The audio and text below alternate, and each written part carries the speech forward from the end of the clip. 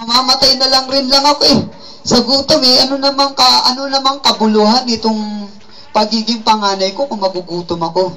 O sige, sabi niya, sige. Sa'yo na, ikaw na ang panganay. At sinabi ni Jacob dito, and Jacob said, swear to me this day. Mangako ka, ngayon din. Ang sabi ni Esau, nangangako ko.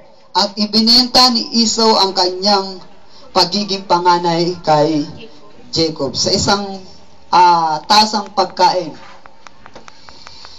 And then binigyan nito ni Jacob ng pagkain si Esau. Of course, nawala na yung pagiging panganay ni Esau. Alam niyo mga kapatid, gusto ko pong ipaunawa sa inyo kung paano pahalagahan ang blessing mula sa Diyos. The title of our message this morning, to whom it will given. Kanino ba dapat ibigay ang blessing? Na kung saan lahat ng tao nagnanais na pagpalain ng Diyos. Lahat ng tao nagnanais na sila ay biyayaan ng Diyos. Lahat ng tao ay nagnanais na magkaroon ng marangyang buhay. Lahat ng tao ay nagnanais na magkaroon ng marangyang kasasakyan. Lahat ng tao nagnanais na magkaroon ng marangyang bahay. Lahat ng tao nagnanais na magkaroon ng marangyang pamumuhay. Ngunit, ang nangyayari, hindi lahat pinalad. Dahil na rin sa kadahilanang hindi natin pinahalagahan ang Diyos sa buhay natin. Dahil sa kadahilanan na hindi natin binigyang halaga kung ano ang nais ng Diyos, hindi natin hinanap kung ano ang kalooban ng Diyos, hindi natin binigyan ng importansya ang Diyos sa buhay natin. Kaya hanggang ngayon, ang tao'y nangangapa sa pagpapala mula sa Diyos. Yan nangyari mga kapatid, nawala. Hindi lamang yun natatapos mga kapatid. To whom it will be given. Una, ang pangakong pagpapala. Number 1, the promised blessing. Sinabi ng Diyos kay Abraham, I will multiply thy seed because thou hast obeyed my voice. Ang sabi niya, paparamihin ko ang iyong lahi, paparamihin ko ang iyong binhi dahil ikaw ay nakinig sa akin. Sabi po rito, all of the nation will be blessed because of you.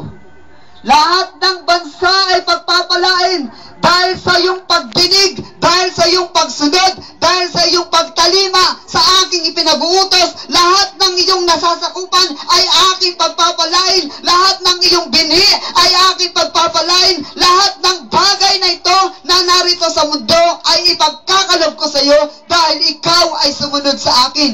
Ang isang bagay na hindi nakita ng tao na solusyon sa kahirapan. Ang isang bagay na hindi binigyan ng importansya ng mga tao.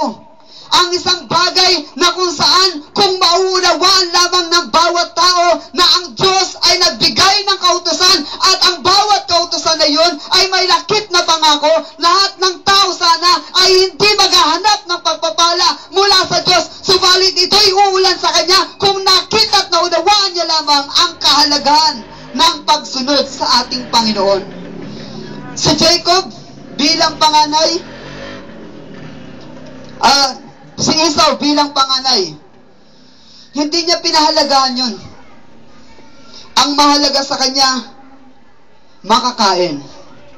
Ang tao, hindi pinahalagahan ang Diyos. Ang mahalaga sa atin, magkaroon tayo ng pagkain. Ang mahalaga sa atin, may mangyaring maganda sa ating buhay. Hindi pinahalagahan ni Esau ang pagpapala na ipinagkaloob sa kanya ng Diyos. Kaya lahat ng blessing na yun ay nawala. Alam niyo ba mga kapatid, bago pa man ilabas, ang sabi ng Panginoon kay Rebecca o kay Isaac sa asawa niya, Ang sabi niya rito sa verse 23, And the Lord said unto her, at sinabi ng Panginoon kay Rebecca, 2 nations are in thy womb.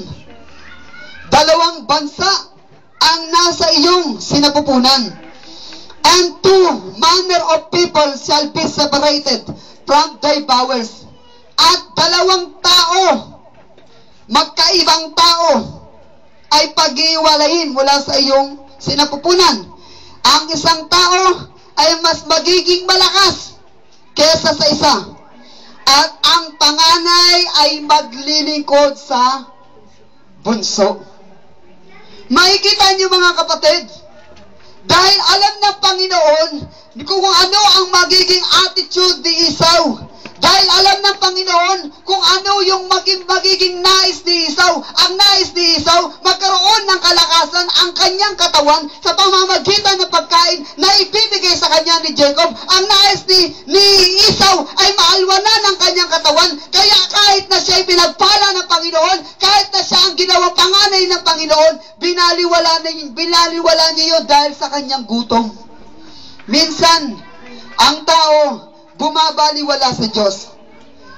Lagi nating pakaisipin, napakaraming mga tao ang siyang lumilimot sa Diyos dahil sa pagkagutom. Napakaraming mga katao ang siyang nakakalimot sa Diyos dahil sa pagkagumon sa lahat ng bagay. Nakakalimutan ng Diyos ng mga tao na ang Diyos ay may kakayanang magbigay ng lahat ng pangangailangan ng tao. Nakalimutan ng mga tao na ang Diyos ay may kakayanang bubuhay ng patay, may kakayanan na ibigay lahat ang pangangailangan ng mga tao. Nakalimutan ng mga tao na ang Diyos ang pinagmulan ng lahat ng meron tayo sa ating buhay. Kaya nangyari mga kapatid, yung promise, yung makikita nyo, doon nagsimula yung salitang Edomites yung mga taong nasa lahi ni Esau, tinawag siyang Edom. Kaya yung mga nasasakupan niya ang tawag Edomites. At ito naman pong si Jacob, sabi ng Panginoon sa kanya, hindi na kita tawagin Jacob, tatawagin na kitang Israel. Kamag-anak niya si Dick Israel, Sheila Israel, Shirley Israel. Hindi po.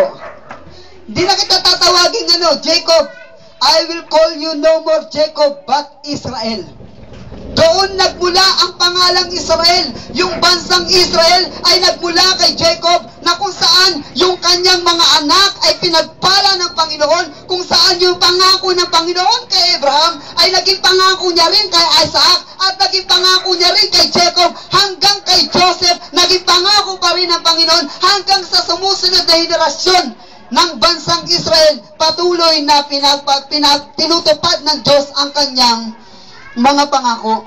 Kaya nawala to sa linya itong panganay. Kasi sa mga kapatid sa Israel, napakahalaga ang panganay. Napakahalaga ang panganay.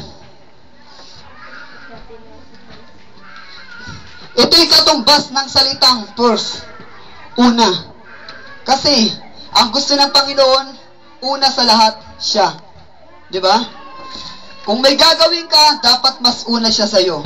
Kaya nga sinabi, but seek ye first the kingdom of God. Di ba?